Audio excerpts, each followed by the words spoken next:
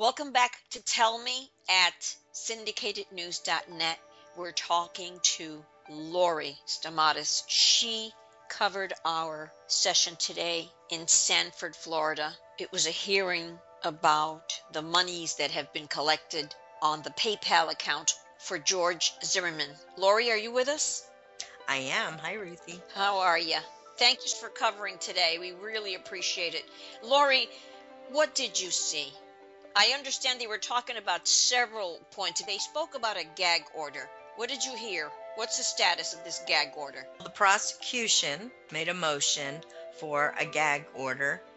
He felt there was too much talking to the media. Did the judge agree? I don't believe so, no. He didn't feel it was necessary at this time. Okay, he denied it. O'Mara, he said he didn't want people talking to the media about the facts of the case. Is that what he was referring to? O'Mara said that he did not talk to the media about facts of the case. But he did comment on a photo, right? Somebody showed him a photo? Yes, I'm not sure if it was a reporter or a person in the public, but he made a comment on the photo, and that's all that he said that he did.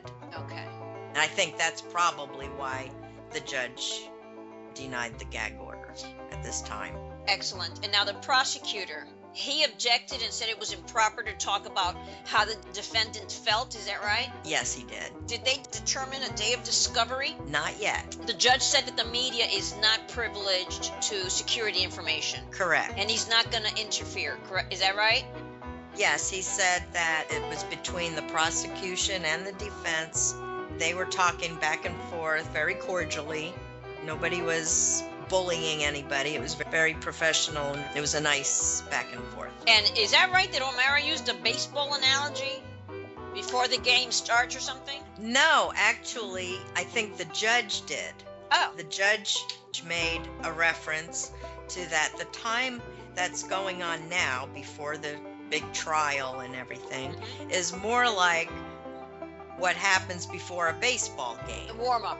Yes, there's still time for people to go to the concession stand and get their hot dog or drinks or whatever. It's the time before the game. Okay, now which one of them is concerned about the security of people witnesses on either side? Are both the prosecution and the defense concerned with that, or one or the other?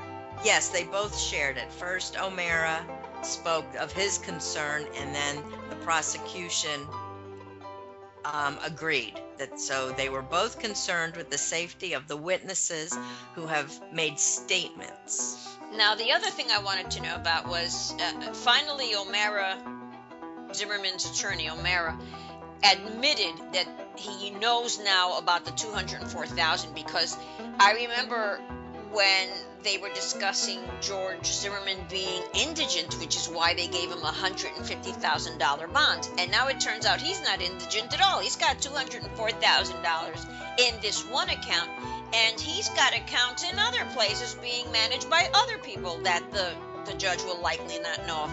I found one this morning called the Defiant One in PayPal, and it's not even the real GeorgeZimmerman.com, the one that they took down.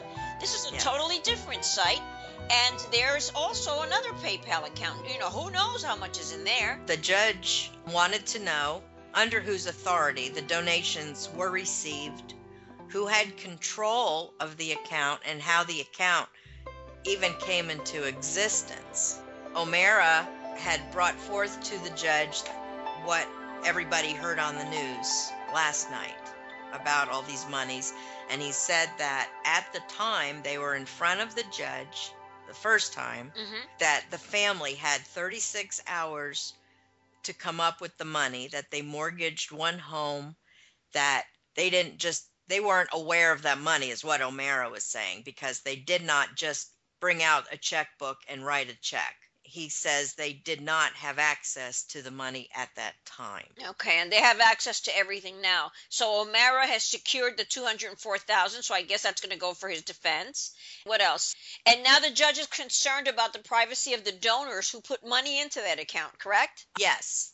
I'm not sure if it was I think O'Mara brought that up. O'Mara was concerned the donors becoming a public record, which would disclose the names of the donors, which could make their safety in jeopardy also. And the next hearing is May 8th? Yes. Now, Zimmerman was excused from appearing in this hearing, and he's excused from appearing at May 8th also, isn't he? Correct. Okay. Well, I can't thank you enough. This is Lori Stamatis reporting live from the Seminole County Criminal Justice Building in Sanford, Florida for syndicatednews.net.